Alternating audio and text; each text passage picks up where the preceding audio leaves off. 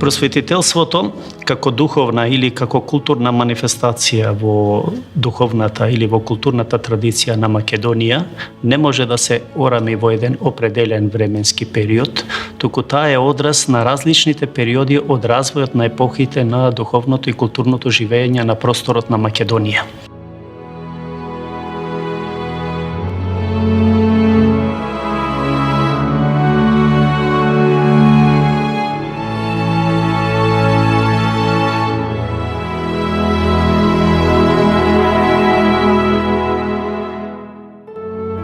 Проблемот на просветителството како културна изразена идентификација во Македонија треба да се наблюдува во широк историско развоен континуитет, како што, на пример, било словенското просветителство на светите Кирил и Методий или на светите Климент и Наум Охридски во Охридската книжевна школа, но и во цивилизацијското премостување меѓу мистицизмот на исихастите и схоластичкиот рационализам во 14 и 15 век, кои ги предвестиле процесите на новиот хуманизам и ренесансата.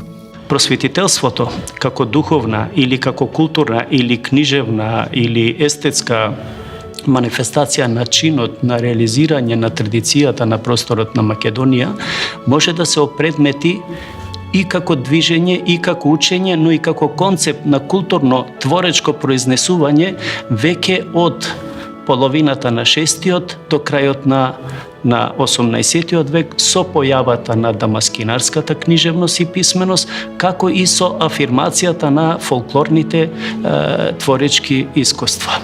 Во западната европска култура, просветителството се афирмирало во Холандија преку идејните погледи на Хуго Гроциус и на Бенедикт Спиноза, а веднаш своевидна манифестација доживеал и во Англија преку начелата на емпириската филозофија, деизмот и Њутоновата физика. По нагласена полемичност и радикализам во идејната насоченост, изразило француското просветителство, истакнувајќи ги атеистичките и материјалистичките скептички погледи врз дотогашната традиција. Сега, за разлика од европското просветителство, во Македонија тоа се движи малку по други насоки, бидејќи во Европа се одела чисто кон слобода на човековиот разум. Значи, европските луѓе веќе биле слободни, додека на Балканот и Македонија биле се уште под нечија власт, значи тие не само што не биле слободни, туку велиме не биле ни ослободени за да почнат да размислуваат, односно да се борат за сите оние права кои што веќе настапиле во Европа. Токму и тоа е целта на просветителството, значи слобода, единство, братство. Во источно православните културни средини, при што и во Македонија, станало актуелно така нареченото христијанско просветителство, што во историски контекст му претходело на просветителското движење и учење во западната културна традиција. Во овој предпреродбенски период се навестиле новите просветителски пројави, типични самите за себе во однос на заживеаните просветителски форми во западните европски културни средини. Така, во концептот на новите хуманистички појави, почнале да се истакнуваат вредностите на човечкото и сватливото, а суштината за формата на сознанието изградила подинамична духовна етика потпрена врз односот кон поединецот. На тој начин, и во источната духовна и културна традиција почнал да се афирмира здравиот човечки разум, сенсус коминис, што подоцна станало и гесло на Жан-Жак Русо. Секој човек се раѓа како слободен. Во македонската духовна и културна традиција, просветителството ги активирало дидактичките, морализаторските и донекаде критичките принципи. Значи, со овој процес започнува првенствено ослободување на човекот, на неговиот разум. Во Македонија таа, да речам, толку поделеност меѓу народот и црквата не била толку, јас барем не ја доживувам црквата како таква институција која што го на еден начин повторно, ајде символично го заробувала умот на човекот. Тоа е со појавата на дамаскинарската книжнина, со што веќе се запоставува употребата на црковнословенскиот јазик во писмената традиција и почнува да навлегува народниот јазик во писменоста и во книжевноста. На тој начин проповедно-поучните или другите морализаторски поуки кои што се произнесувале во тоа време веќе се достапни и до пообичната културна јавност. Ке нагласиме дека таквата појава настанува од Дамаскин студит, кој што е роден во Солун и кој што почнува за прв пат во книжевните текстови да го воведува новогрчкиот јазик, за разлика од традицијата што дотогаш била практикувана кога се пишувало на византиско-грчки јазик. Кој што во студискиот манастир кај Цариград во 1558 година го создал зборникот Сокровиште. Во предговорот на овој зборник од слова со религиозна и морализаторска содржина, тој ги најавил основните просветителски идеи да се пишува разбирливо за поширок круг на читатели, зашто ако градината е заклучена и кладенецот е запечатен, тогаш која е користа од нив? Се предпоставува дека се до крајот на 19 век тоа дело доживеало повеќе од 50 изданија. Ова популарно дело, напишано на новогрчки јазик, наскоро по неговото создавање меѓу 1558 и 1580 година, го доживеало првиот словенски превод и тоа во Македонија.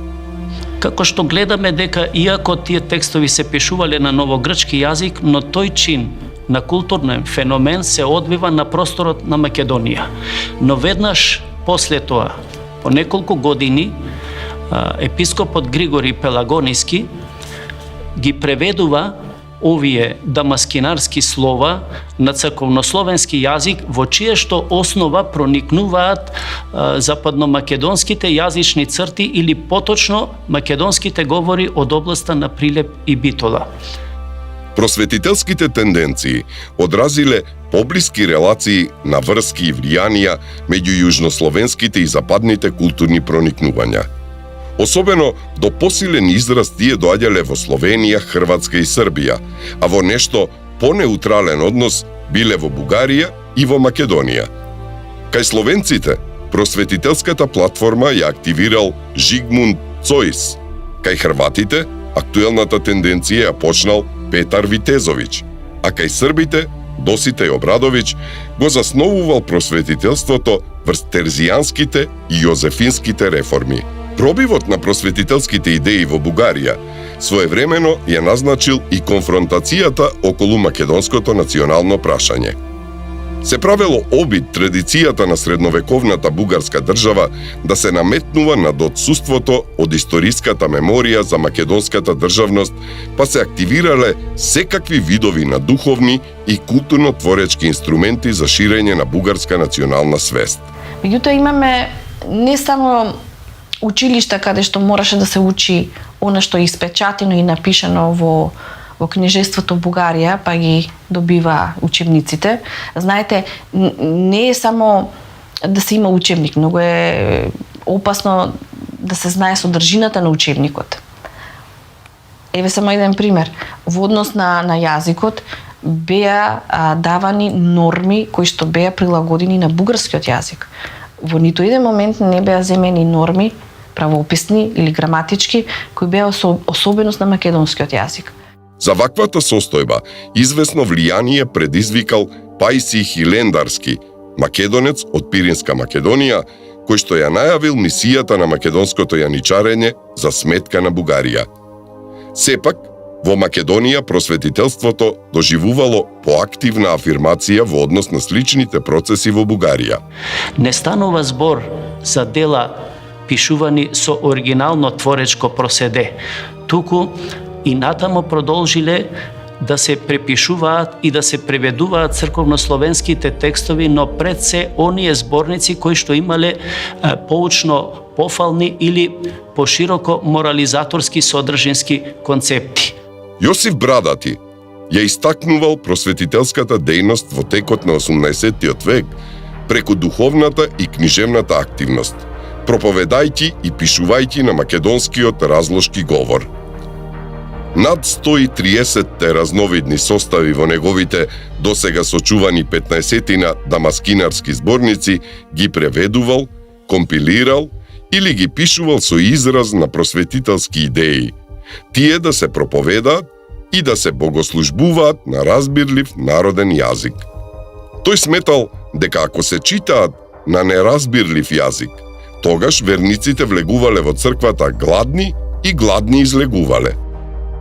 Богатото просветителско искуство на Христофор Жефаровиќ се идентификува преку неговата дејност како зограф, писател, печатар и бакрорезец.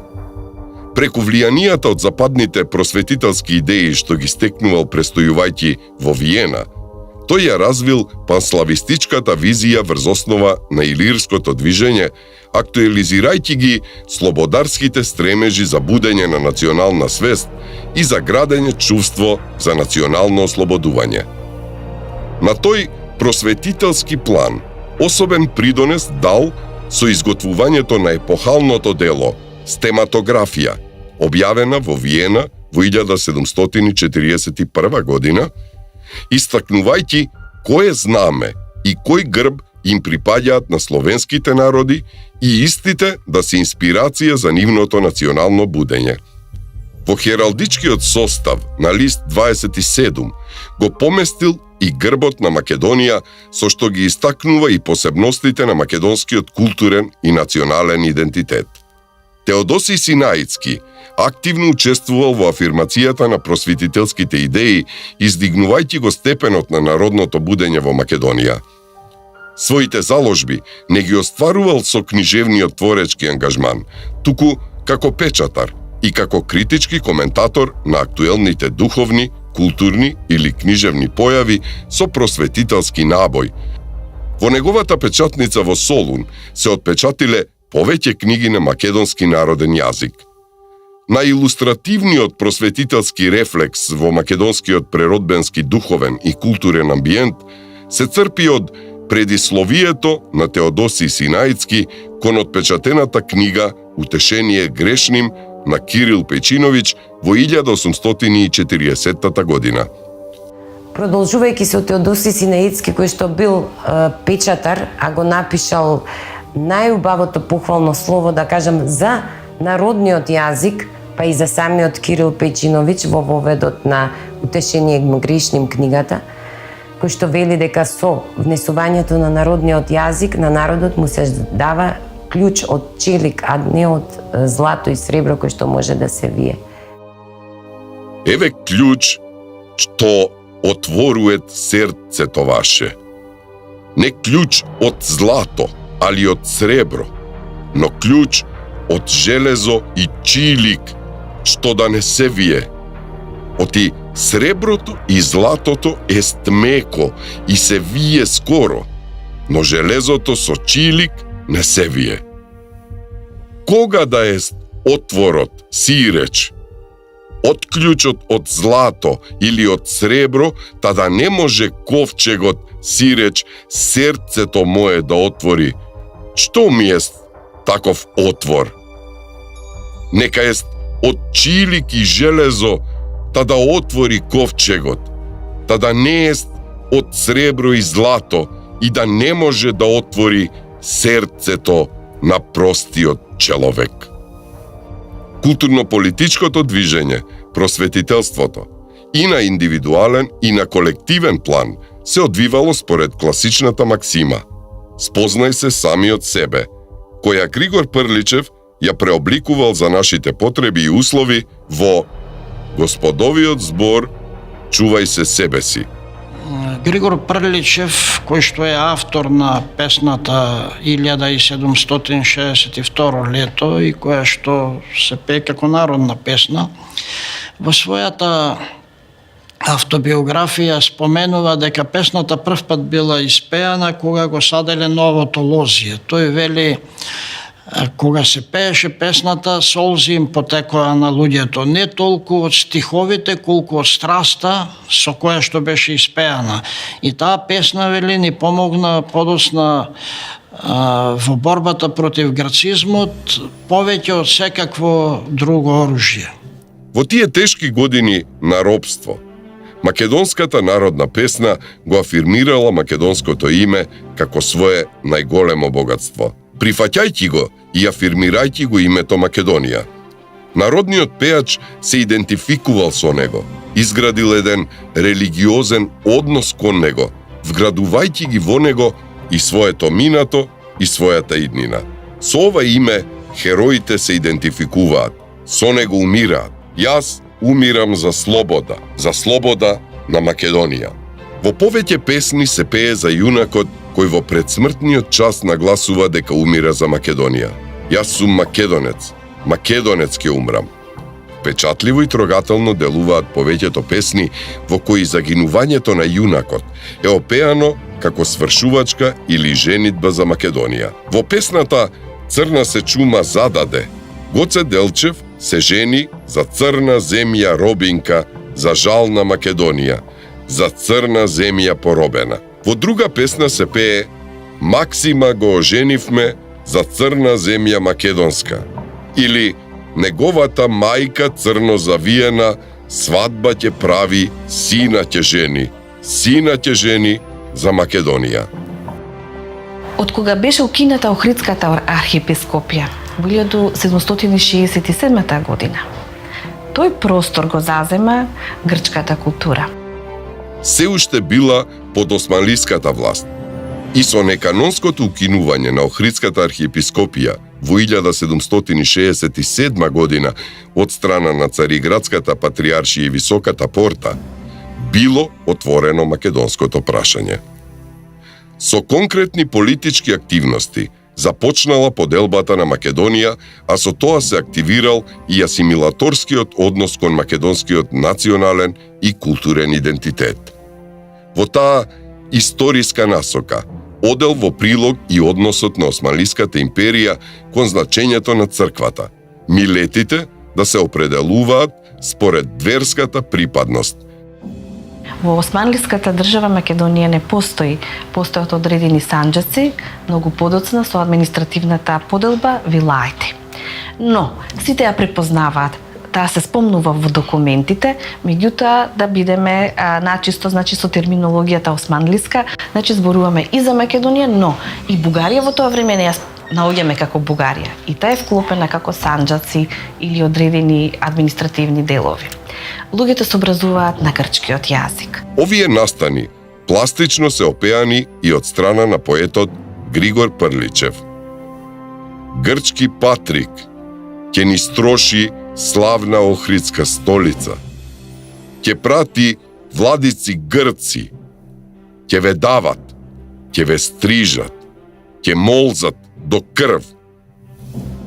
Меѓу народот ќе сеат несогласие и раздор, да се мрази син со татко и со брата брат.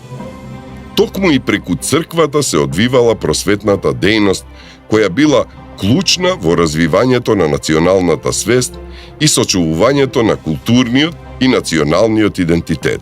Всушност, културниот идентитет е сличен и има преклопување со политиката на идентитетите. По укинувањето на Охридската архиепископија започнала грчката асимилаторска политика кон македонскиот народ. Бил воведен грчкиот јазик во богослужбите и во училиштата. За да го одбегне елинизирањето, македонскиот народ се свртил кон словенството. Македонските луѓе чувствуваат дека тие книги не ги разбираат, не може да комуницираат со книгите. Не им е од корист тоа што го работат. И почнува постепено да се бара книжнина на македонски народен јазик. И токму првите преродбенско-просветителски процеси ги започнал во име на словенството. Бил успорен развојот на националниот идентитет македонец за сметка на наднационалниот идентитет словен. Откако Грција, Србија и Бугарија се стекнале со автономност, тие ги пројавиле територијалните претензии кон Македонија. Затоа, за извојување на својата независност, македонскиот народ ја започнал борбата за обнова на Охридската архиепископија, која го одбележува скоро целиот 19 век. Еснафите и граѓанско-трговскиот слој биле моторната сила во развојот на културата, стопанството и економијата во Македонија. Го помагале печатењето на книгите од црковен и световен карактер, пишувани на народен јазик, градењето и отворањето на училишта, ги обезбедувале учителските плати, книгите, нагледните средства, го помагале развојот на црковната просвета во манастирите, просветувањето на жените, одржувањето на црковно-просветни прослави, отворањето на педагошки училишта, гимназии и така натаму. Меѓу првите големи донатори бил Марко Тодоровиќ Везов, кој во 1792 година дал средства за печатење на прво учение или буквар за децата, кои учеле на црковнословенски јазик со граѓански наставленија. Со отворањето на народните, световнозаемните, на женските и неделните училишта бил забрзан развојот на граѓанската култура и на националната преродба. Тие биле најпогодни за популаризирање на просветителските идеи. Биле активирани 3 видови на училишта: прицрковно, енориско, манастирско, келино и мирјанско или граѓанско, кое веќе почнало да се институционализира. Прицрковните училишта биле организирани главно во градовите, а во помалку случаи и во поголемите села, додека мирјанските граѓански училишта по градовите, во кои се изучувала историјата, реториката, световната филозофија, како и од други порационални и природни научни сознанија.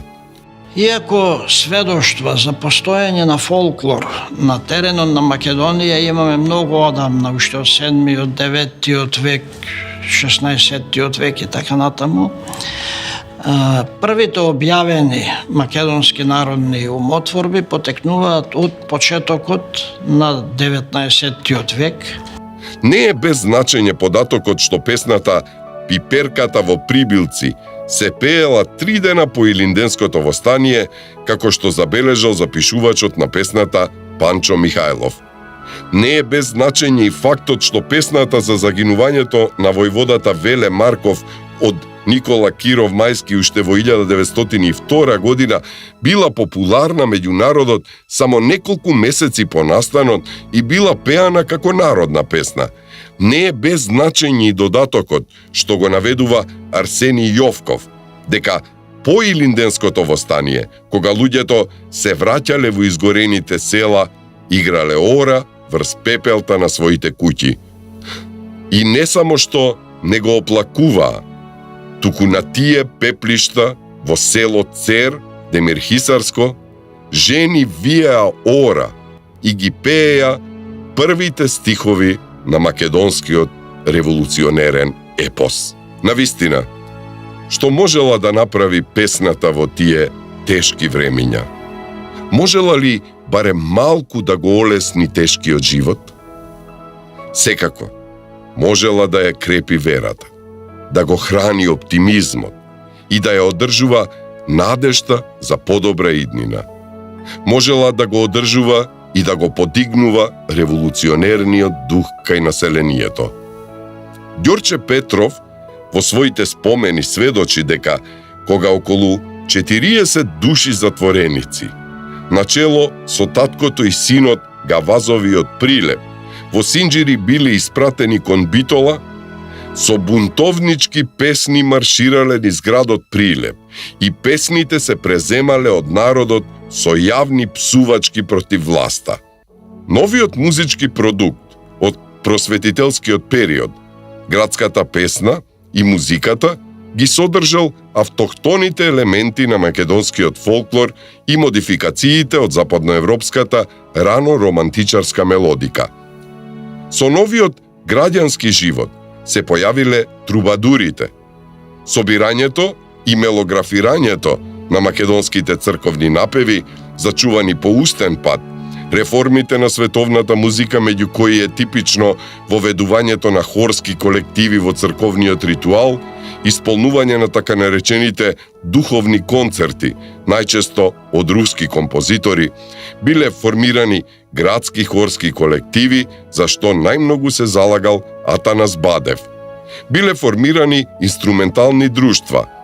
Наум Миладинов формирал училиште за изучување на музичката писменост. Прв започнал со мелографирање. Ја афирмирал виолината како музички инструмент во Охридско-Струшкиот регион. Како што е познато, уште во 1845 година, кога рускиот истражувач Виктор Иванович Григорович бил во Македонија, го посетил и Охрид, и Струга, го посетил Димитрија Миладинов на неговите часови, го посетил и во неговиот дом во Струга и од мајката на Димитрија запишал неколку песни. При тоа му укажал дека тоа што наставата ја држи на грчки јазик не е добро, дека учениците не го разбираат, туку треба на јазикот на кој се зборува во неговиот дом. По неговото одење во Босна, во Србија, по запознавањето со збирките на Вук Караджич и некои други собирачи, Димитрија Миладинов се враќа, прероден, како што вели Кузман Шапкарев, од Савле станал Павле, и од убеден гркоман станал убеден словенофил.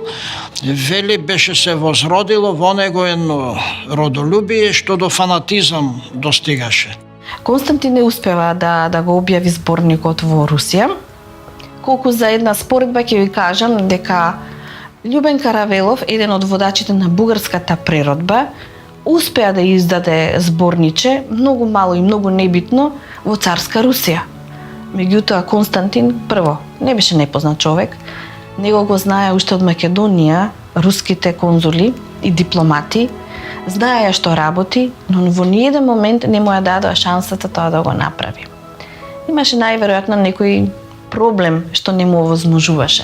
И тоа издание, бидејќи било напишано со грчки букви, значи не на грчки јазик, туку со грчки букви на македонски јазик, народен, на дијалектите на кои што се пееле песните, Штросмајер побарал од Константин Миладинов само да го препише зборникот со кирилски букви, му рекол грците на вас толку штета ви има направено и не треба да пишувате со грчки букви, така Константин за неколку месечен престој во Ѓаково, во Загреб, го препишал зборникот и на 24 јуни првите примероци на зборникот на браќата Миладиновци ја напуштиле печатницата и им се испорачани на претплатниците. Затоа датумот 24 јуни се смета за ден за излегување од печат на зборникот на Миладиновци. Константин Миладинов во предговорот кон својот зборник истакнува дека народните песни се показалка на степенот на умственото развитие на народот и огледало на неговиот живот. Уште, пишувајќи за богатството од народни песни во Македонија, тој искажа и едно свое видување дека треба да се очекува оште многу други да се прикладат на овие песни. Во тоа време собирачите на македонски народни умотворби, особено македонците, сметаа дека запишувањето на народните умотворби е дејност од полза на целиот народ. Значи зборникот бил навистина оставил една неизбришлива трага во меморијата на македонскиот народ, затоа што и подоцна бил пример кој го следеле другите собирачи. Кузман Шапкарев, да речеме, има запишано дека зборникот на Миладиновци заедно со зборниците на Караджич и на Кухач не му дава да спие. И затоа за Константин Миладинов, например, кога зборуваме, велиме тој е втемелувачот, основоположникот на модерната македонска, на современата македонска поезија, бидејќи тој го воведува народниот јазик, а со народниот јазик прави врвни уметнички дела. Во тоа време, фолклорот има важно место и во акциите на македонските друштва, клубови и други асоциации кои што се бореле за афирмација на македонското име. Така, фолклорот влегува и во учебниците, а весниците и списанијата објавуваат огласи за собирање и публикување народни умотворби. Во Шапкаревиот учебник Мајчин јазик буквар или првоначални уроци по најлесна метода наредени, објавен во Солун во 1874 година, среќаваме неколку народни песни, игри, како и повеќе пословици. Подоцна и во програмата на списанието Вардар на Крсте Петков Мисирков е набележано како приоритетна задача објавувањето споменици од устната народна книжевност на македонците, како и опис на наравите, обичаите, носиите и така натаму. Колку на македонскиот народ му значеле песната, приказната, орото, обичајот? Димитар Македонски во еден запис на обичајот Ешка во селата Емборе, Дебрец и Палиор во егејскиот дел на Македонија сведочи дека тој, иако возрасен, учествувал во изведбата на обичајот во неговото село. Да се игра Ешка не само што не е срамота, туку напротив, тоа е нешто за пофалба. Не играат само страшливците и големците. Дека фолклорот се користел и за меѓусебни пресметки во времињата на разгорени страсти, сведочи еден запис на Јордан Хаджи Константинов Джинот од 1859 година, а се однесува на коледарските обичаи и песни во Прилеп. Песната од Мариово што се пеела на Коледе завршувала со стиховите: Ха-ха-ха, Коледе, пири, пири и спири ги грците, што значело пири, чури, гори, изгори на оган грците. Во времето кога пишуваниот збор на мајчиниот јазик бил забрануван или третиран како обид за создавање на македонска литература, а тоа пак како сепаратизам, талентираните творци ја користеле формата на народната песна. Така настанале бројните мистификации. Во преданијата народот се одушевува од славата и херојските подвизи на Александар Македонски, притоа користејќи низа интернационални мотиви, фантастични елементи и анахронизми. Народот пеел и тагувал за својот последен крал, кралот Марко, кого го издигнал до јунак над јунаци. Не можејќи да се помири со робството на народот, му дал вечен живот, тврдејќи дека тој е жив и дека во најпотребниот момент ќе се врати, за да е со својот народ. Крсте Петков Мисирков сведочи дека слепите гуслари пееле песни за него, а во присуството на турците песните ги вртеле на духовни.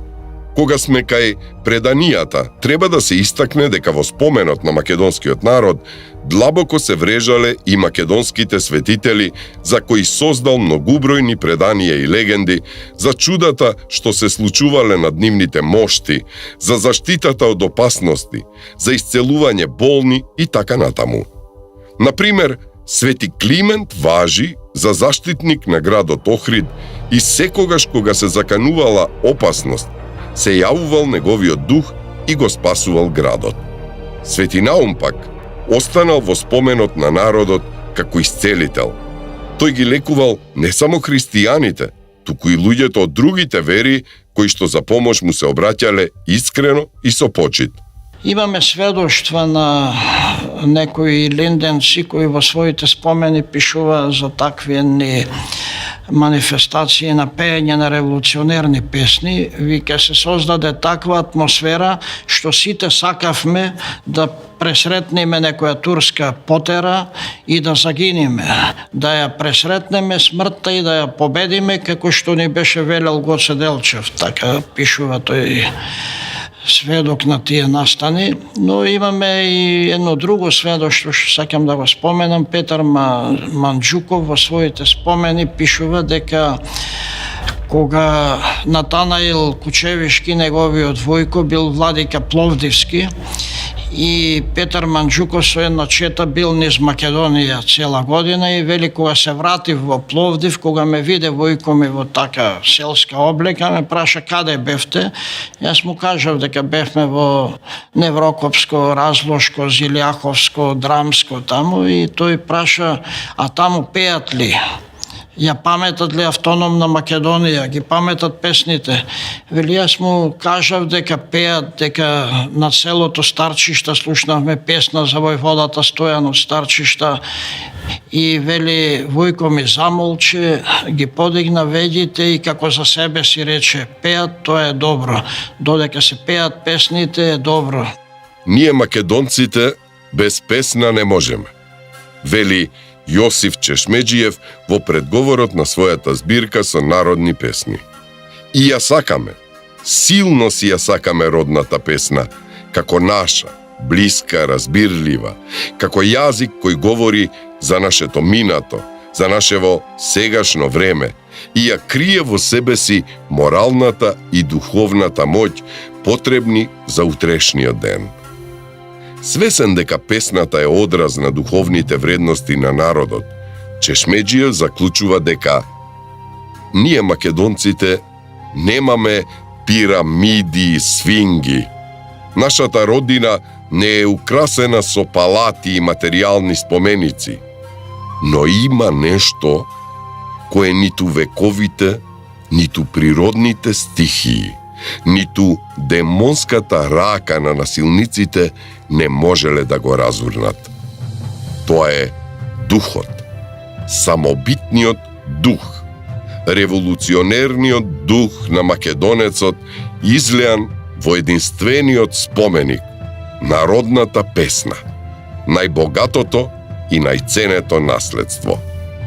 Да ја чуваме и пееме нашата народна песна, вели Чешмеџиев, зашто е сила и додека ја чуваме, ќе живее силниот дух на нејзиниот творец, народот. Очигледно е дека на планот на националниот развиток на македонскиот народ, народната песна имала важна улога. Тоа е песната за која Кочо Рацин вели дека на Македонија и е молитва, огледало на нејзината душа и нејзина воздишка.